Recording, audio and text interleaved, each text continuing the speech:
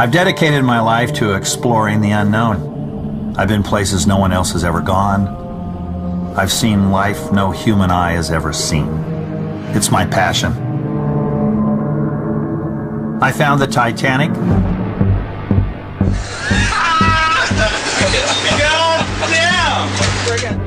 I survived crushing depths and a rogue wave. But even after 50 years at sea, I'm as fascinated with the deep as I was on my very first expedition. You want to know my most important discovery? Well, it's the one I'm about to make. I'm Dr. Robert Ballard. Come with me into the alien deep.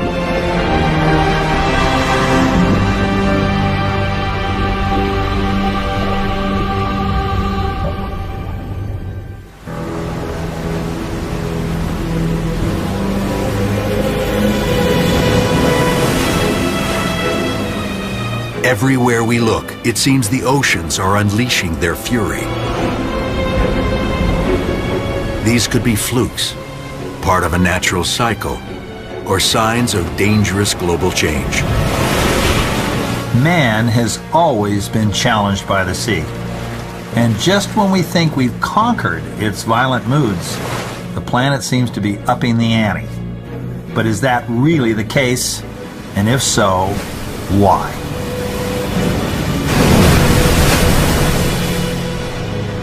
So that's what I'm trying to find out.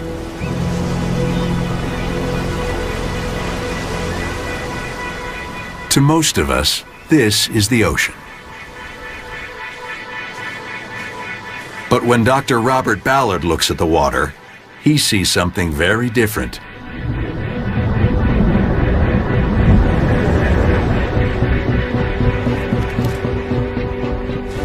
Something straight out of a horror movie.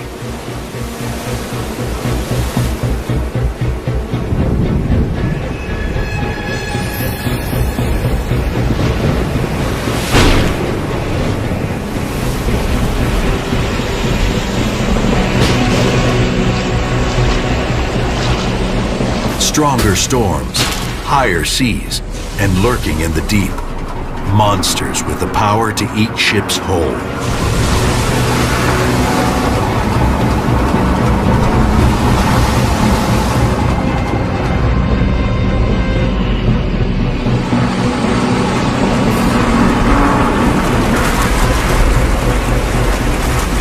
Few have met up with rogue waves like these and survived.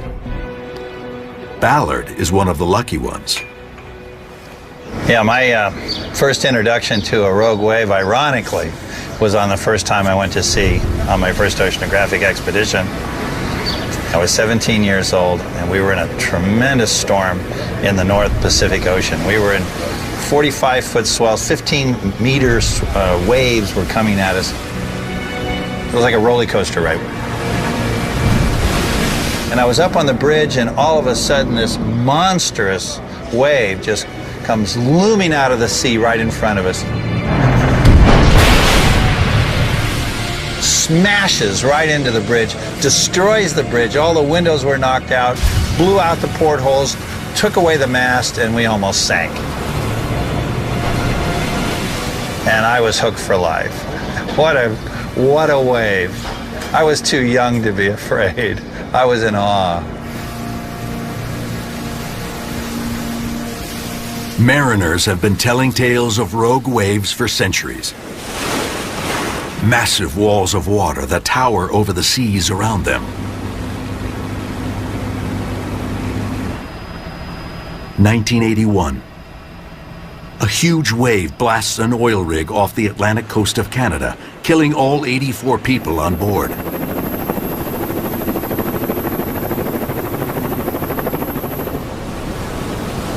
1995.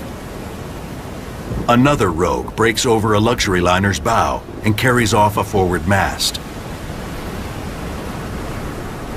Lots of ships that just vanish without a trace are hit by rogue waves because you have absolutely no time. It just happens. You don't see it coming, so you have no chance to get off a message.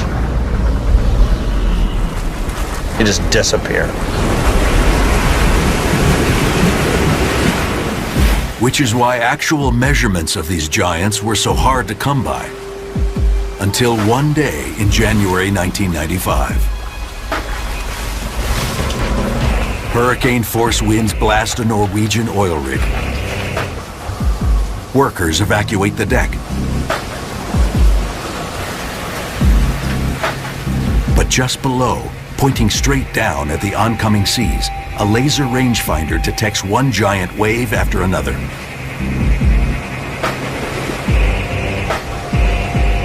25 feet, 30 feet, 28 feet. Then, at 3:20 p.m., the instrument spikes. A 75-foot monster hammers the rig.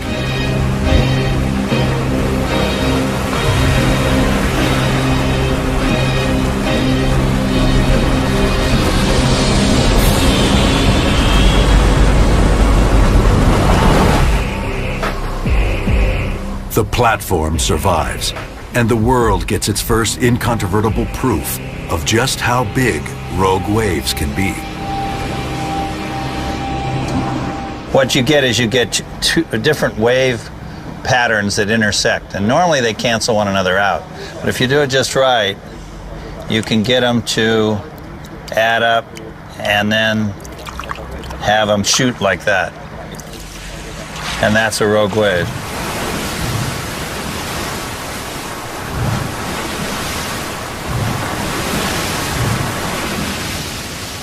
And you don't want to be there when that happens. If, as Ballard suspects, these waves and the storms that spawn them are getting bigger, we are in for a rough ride. Already, one large ship goes down on the high seas every month. Not to mention hundreds of smaller vessels.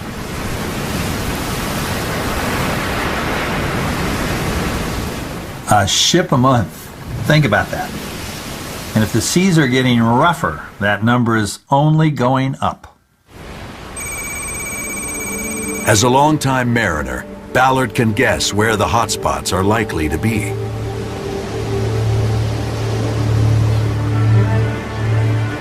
The Cape of Good Hope is also known as the Cape of Storms. It is, at the moment, the choke of shipping in the world. No one really wants to go through the Suez Canal anymore because you've got to run the gauntlet of the pirates. Pirates are not predictable, so take your chances with the storms. Tucked away in a remote field office high above the Cape, oceanographer Jean-Pierre Arabonis has made a career out of predicting dangerous seas and rogue waves. His forecast can mean life or death for hundreds of sailors. I kind of built my business around this. I think I got a bit of a feel as to where these things are going to occur a bit more often than anywhere else. But it's a mixture of science and intuition.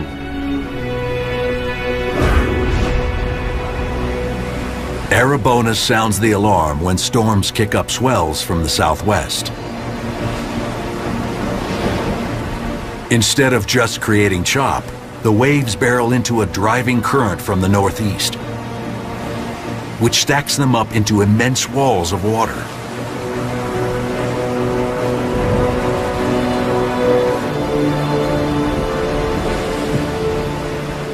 And that's where you really don't want to be. Certainly when there's a storm, when there's strong southwesterly winds, this whole area can become completely unpredictable. And if we can't predict, you don't want to be there.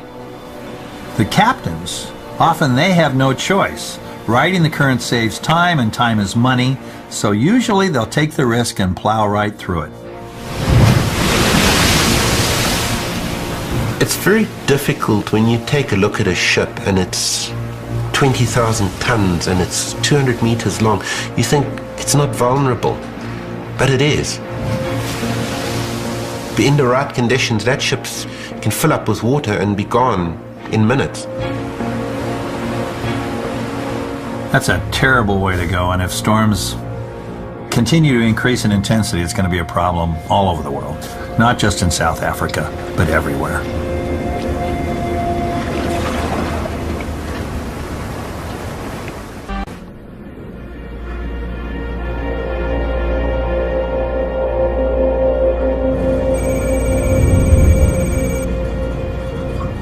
If Ballard wants to know about angry oceans, there's one place to look, and it's not out on the water. This is Lloyd's of London, one of the most important insurance providers in the world. Lloyd's really dominates the insurance market for maritime insurance. I myself have insurance from Lloyd's. Just went up. The firm has kept records of shipwrecks for more than 300 years. Sunk in deep water. Broke in two. Cape Town Rescue Center. Bulk carrier out of Malta. This is the log of the ships that Lloyd's of London insured that were lost at sea.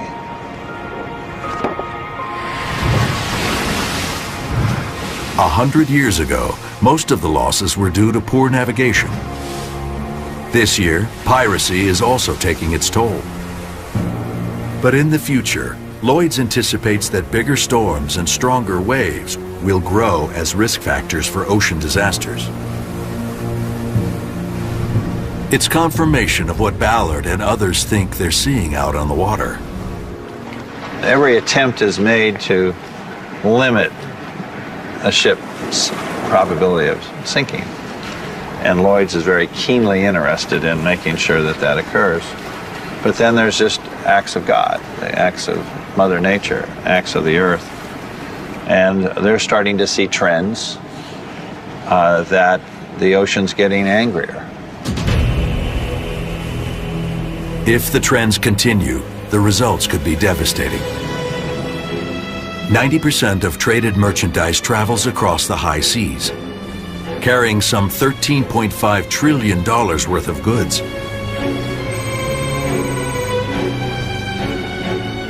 Nowhere are the stakes higher than off the coast of Oregon, where the raging Columbia River meets the howling North Pacific.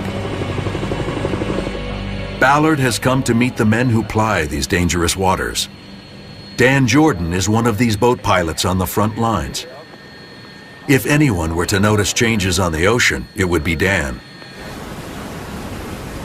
His job, steer massive cargo ships safely through the roiling waters and ever-shifting channel, one of the most treacherous stretches of water in North America. We call it the graveyard of the Pacific for a reason. Some 2,000 ships have gone down here, and these guys are out in it 365 days a year.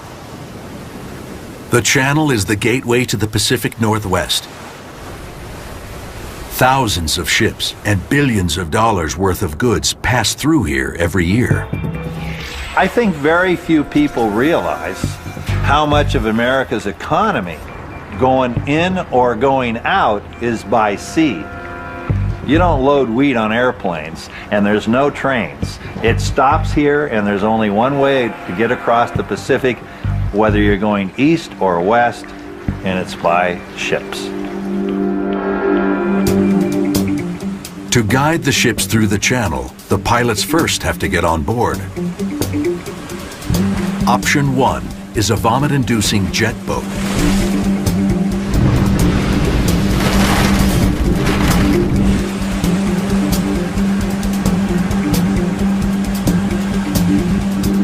Even on a calm day, it can be lethal. The team recently lost a pilot when he fell from a ladder in big waves and the current dragged him out to sea.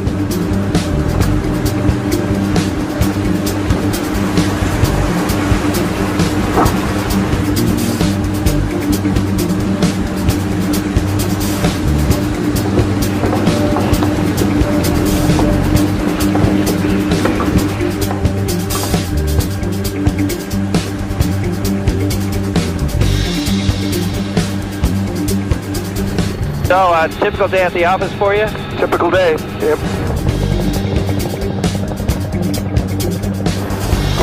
Option 2, the safe option, is dangling from a helicopter. But with high winds, rough seas, and a 6-story supertanker rocking and rolling below, it doesn't seem all that safe to Ballard. Man's going out the cabin door. Going out the cabin door. Man is out the cabin door. Man's going down. Man's going down. The seasoned explorer has boarded lots of ships in his 50 years at sea, but never quite like this.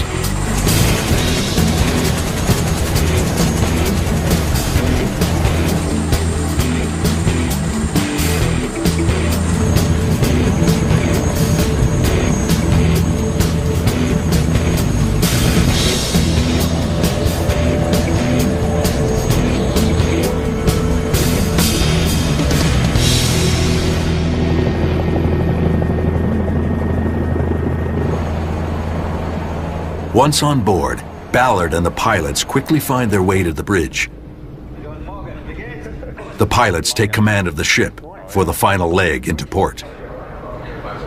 You know, you can steer your ship all the way around the world, but you need a pilot for the last stretch. The currents change, they're changing all the time, and only the pilot knows which route to take on any given day. Well, you're always on edge. Your senses are always alert to what's happening, but you also try and keep it calm. So even if it is a rough, tense situation, big seas or something of that nature, it's real important to keep things calm. But even then, bad things can happen. Waves stall engines. The wind pushes ships toward the shoals. In bad weather, the 3-mile transit can take hours. Dan knows these waters as well as anyone, and lately he's seeing a disturbing change.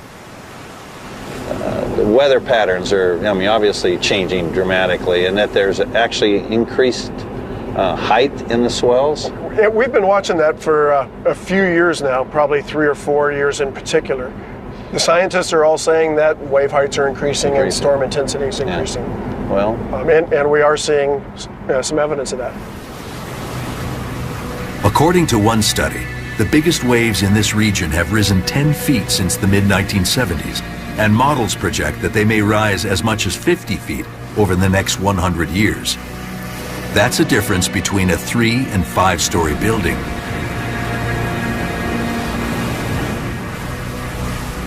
These increases, as well as the bigger storms behind them, cause Dan and his team to shut down the port several times every year. now that's something they don't do lightly, because if the port closes, it backs up the whole country. You've got cargo trains and trucks grounded in their depots. Your new cars don't get to their lots. Farmers in the Midwest are sitting on their wheat. It's surprising how fast that can all happen.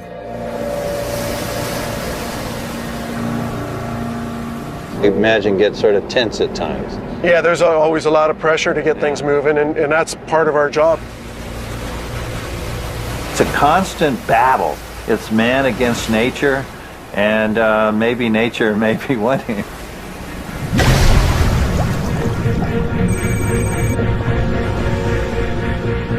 One group, though, is not overly concerned. For them, the bigger the wave, the better.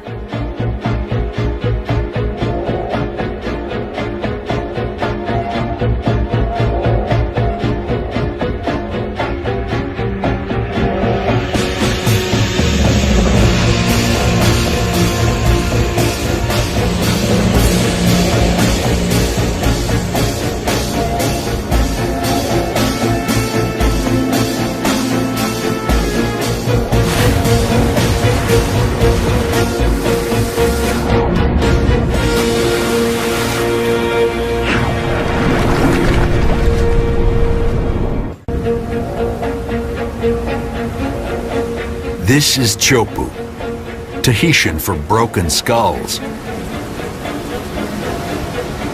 One of the baddest, heaviest waves on the planet.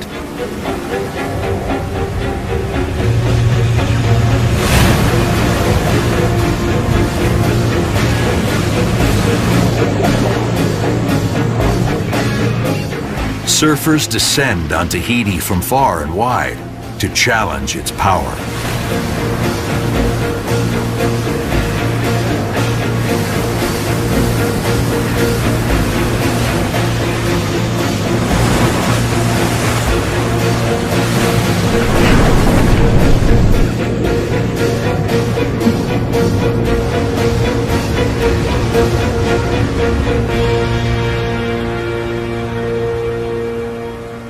These guys are nuts. They track conditions all over the world. They have a better idea what's happening than most meteorologists. In fact, if changes are happening, these are the folks who are probably going to notice them first.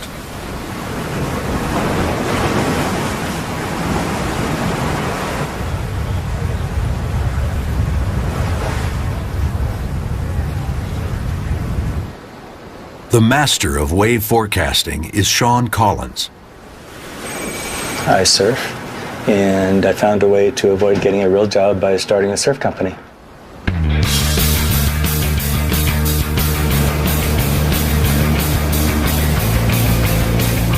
Once upon a time, surfers were beach bums, hanging out on the sand waiting for waves.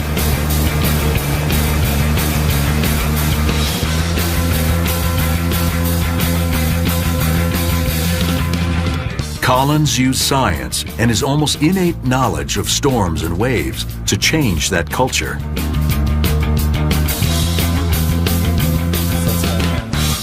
"40 years ago, he launched Surfline, which incorporates satellites, wave buoys, and supercomputers to predict the best surf waves around the world.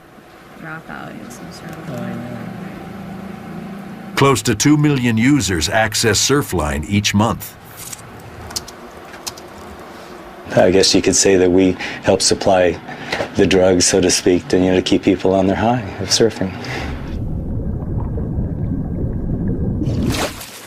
Tahitian pro Raymana von Bostelaer is a self-confessed addict. Some people have other things, and me, my drug is the ocean, That's what we all live for.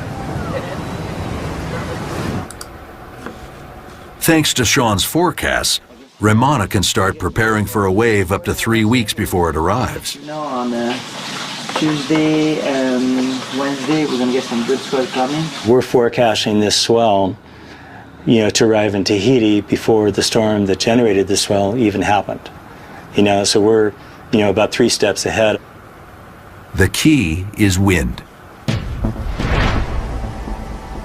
A wave here in Tahiti begins where all waves do, far out in the ocean where wind blows continuously over open water. It starts as a ripple. Pushed by the wind, it travels and grows, often combining with other swells. Add a big storm, and it can turn into a monster.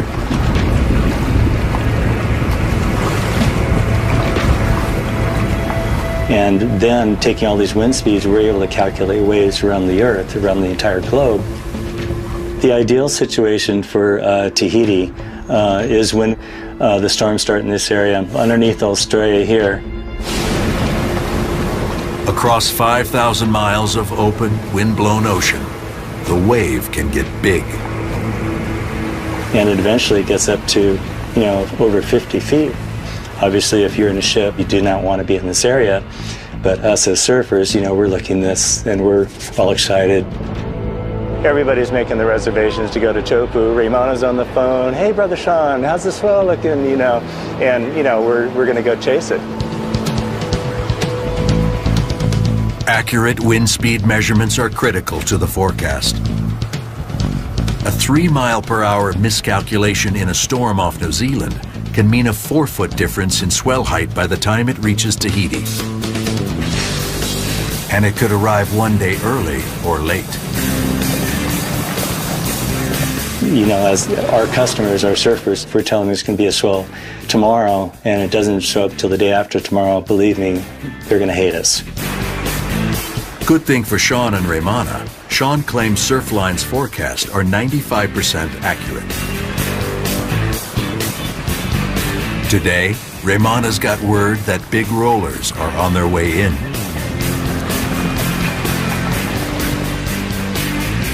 As it approaches Tahiti, the wave is still mostly underwater, only feeling the bottom when it gets shallow, about a half-mile offshore. That's when Raymana catches his first glimpse. A dark gray bump on the horizon. As the wave barrels toward shore at speeds of up to 60 miles per hour, the reef shapes it from below. All of a sudden, they just hit a wall underneath the ocean that kind of stops them, and all that inertia just goes, just throws all that energy straight up.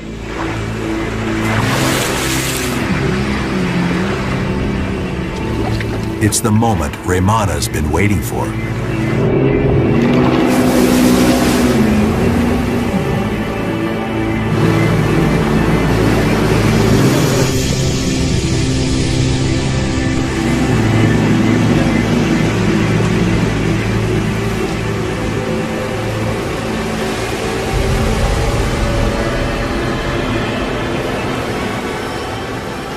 When she breaks, you have the sound of it, you know how it goes on the reef, how it breaks, boom, boom, boom, and you're like, ah, come on, you know?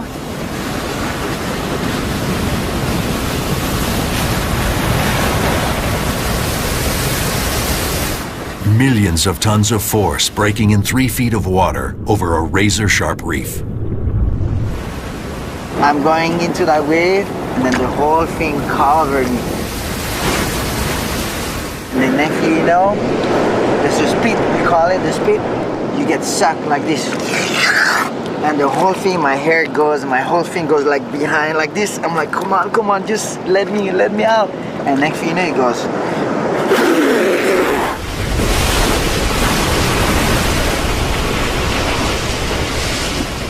And then somehow she let me go and let me out. You take it inside, you know, you're just holding for yourself. You got it, you made it, and it's so stuck. You just let everything out over there.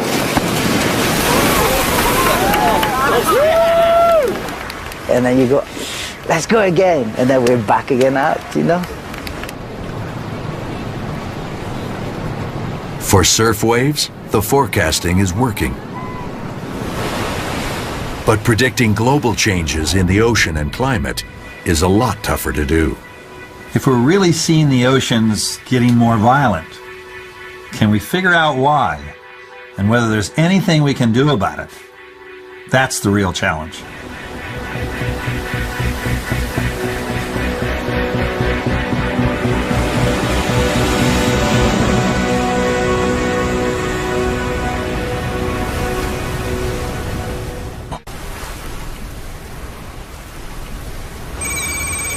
To predict if the oceans really are getting angrier, scientists need to look beyond anecdotal evidence. They need to understand how energy moves around the planet. Ocean currents are key.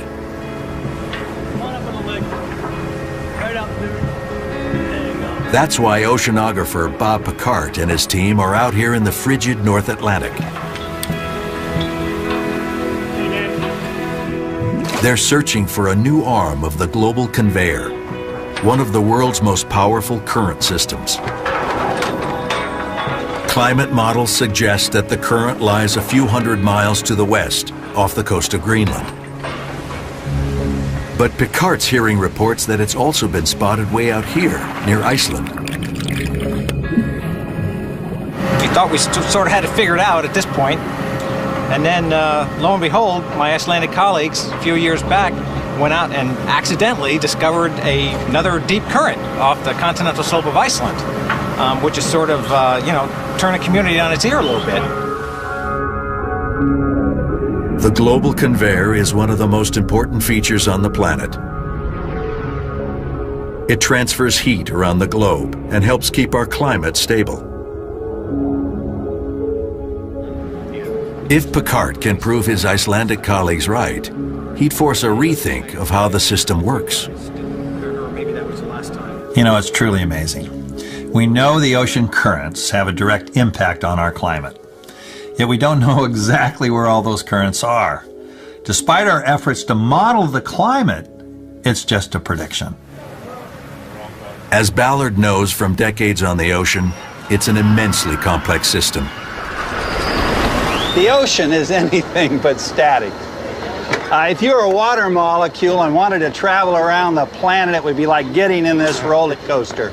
Lots of ups, lots of downs, and it's a massive amount of water that's moving.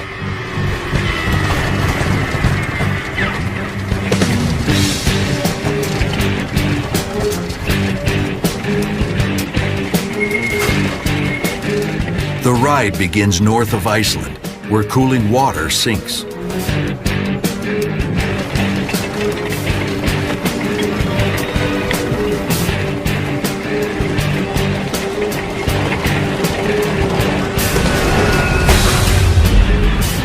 The drop is slow at first, but as the current builds, it gains momentum.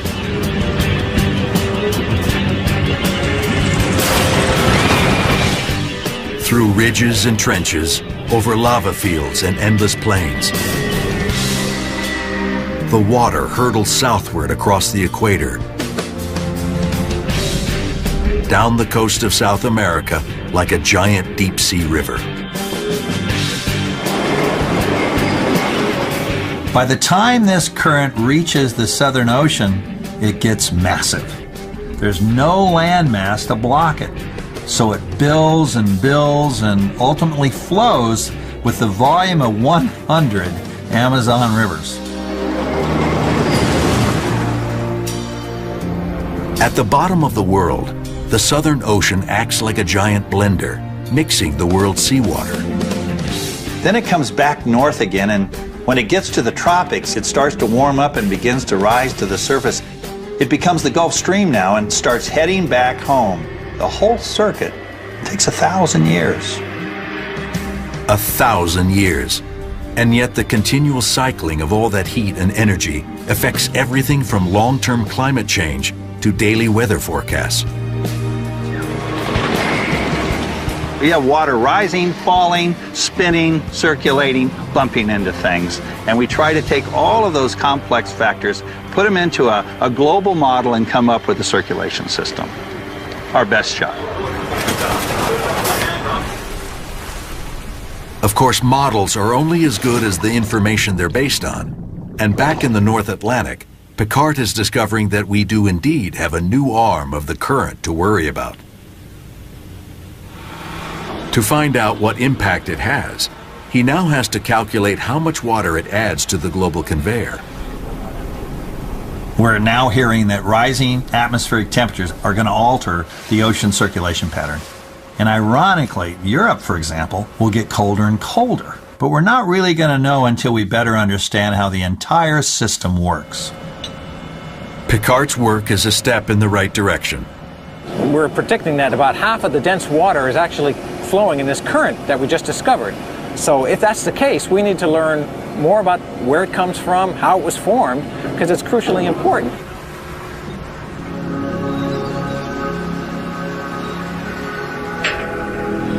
And currents are only part of the equation. To truly understand how the oceans are changing, we have to look at all the ways the ocean water gets circulated and mixed. For over a century, scientists thought currents, winds, and tides did all the mixing, not only churning the roller coaster, but also moving vast amounts of heat, gases, and nutrients. All that mixing is what keeps the oceans alive and fresh. The problem is, when you add it all up, the energy needed to do it, there's just no way currents, tides, and wind can do it all. So clearly there's got to be some other input.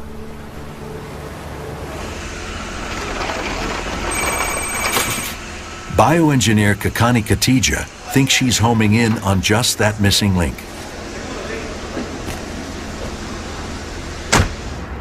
It's, kind of the human tendency to study things that are, easily observable, right? So all of us can see at the surface of the ocean, atmospheric winds. Winds create waves, and what we don't see is what's happening in the mid layers of the ocean. What is happening deeper? No matter how turbulent surface waves and tides may be, some estimate that only about 10% of their energy trickles down to deeper depths. Not enough to churn much ocean. And that's where, potentially animals could be involved. We're finding that swimming animals have the potential to mix the ocean. Animals. Everything from jellies and sardines right on up to tuna and whales, all moving vast amounts of water as they swim.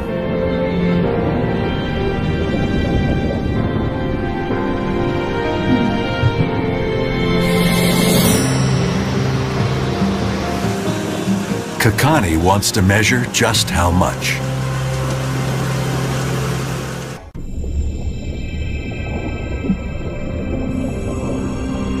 It's called the butterfly effect. When something small like this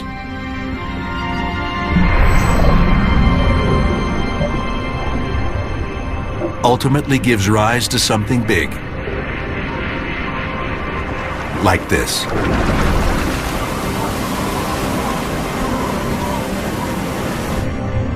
It's an effect nearly impossible to measure, let alone incorporate into climate models that tell us if the oceans are getting angrier.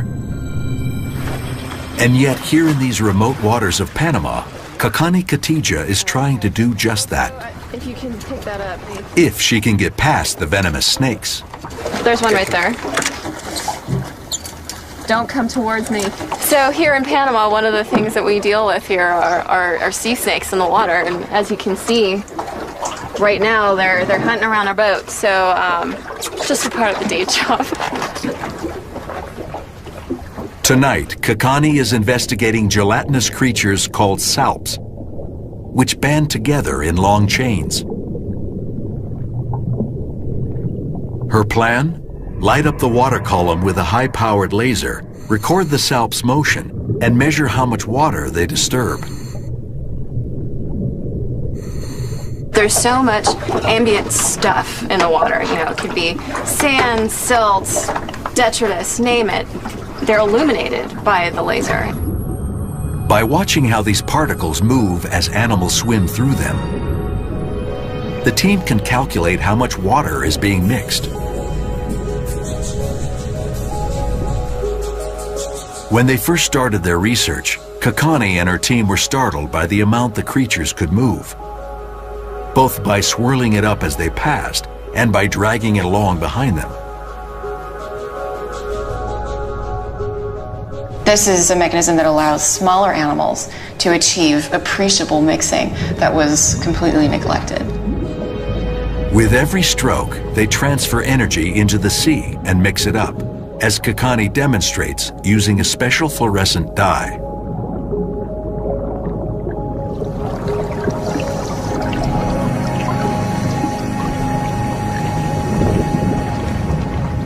How much energy, though, isn't intuitive.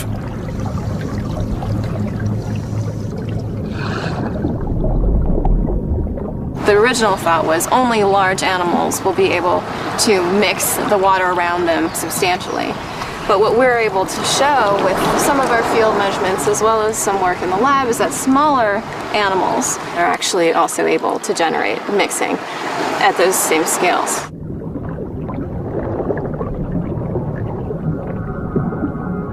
That may seem far-fetched, but when you sit down and do the math, you know, there are billions and billions of tiny animals moving around in the ocean all the time, and, you know, that could add up to a lot of water being churned.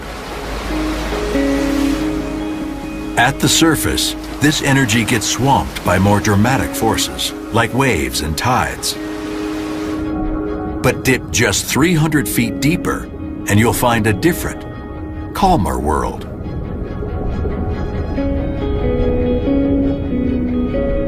Down here, it's easy to imagine how even one small animal, not to mention countless millions, can have butterfly-like effects.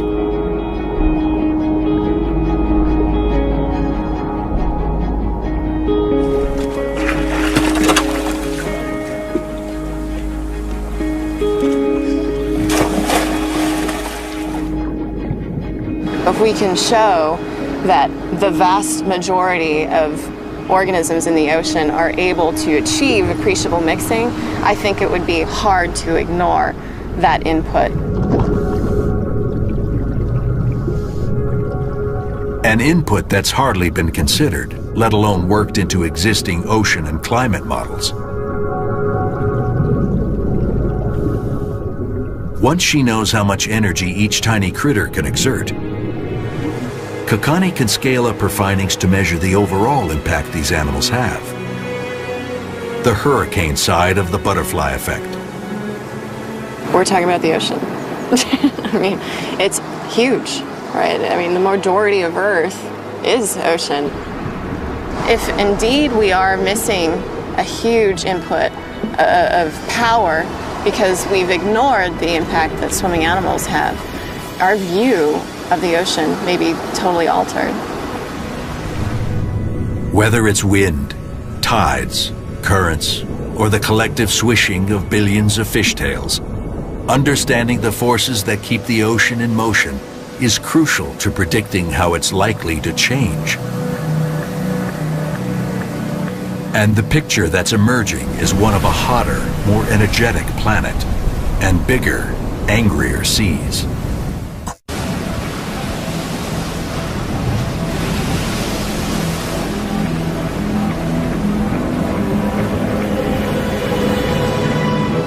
The oceans have always been a dangerous place for us humans. And from what Dr. Robert Ballard has seen on his journey around the world, things are only getting worse.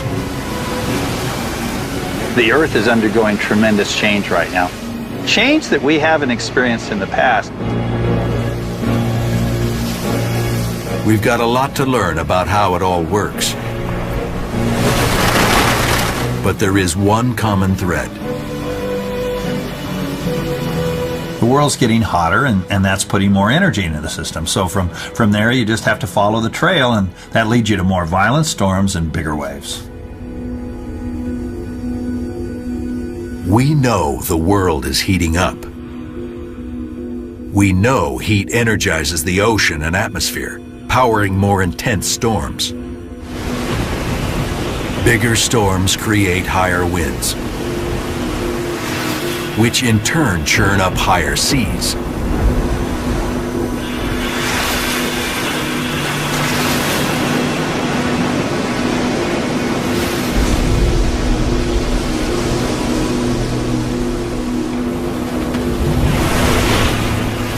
So whether you like it or not, global warming is happening.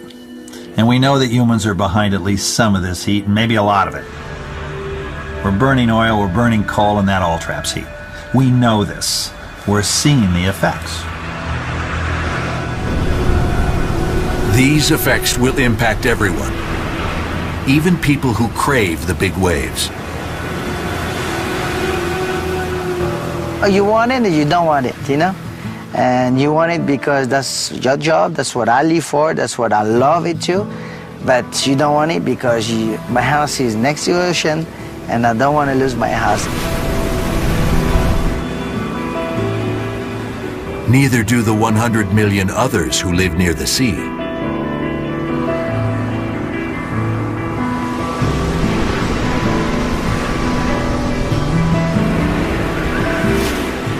If storms get more severe, wave heights grow, and sea levels rise as predicted, those people could be forced from their homes.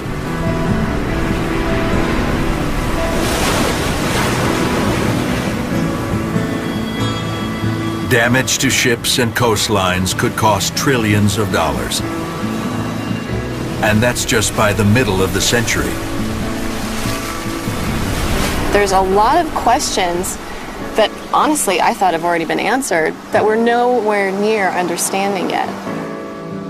But it's clear, at least in some of these instances, that we are having an effect on the ocean, and there are some things that we can do now. So really we have two choices. We can move to higher ground, design stronger ships, and build higher seawalls. Or we face the facts and stop adding more heat to the system. The way I see it, we have no choice.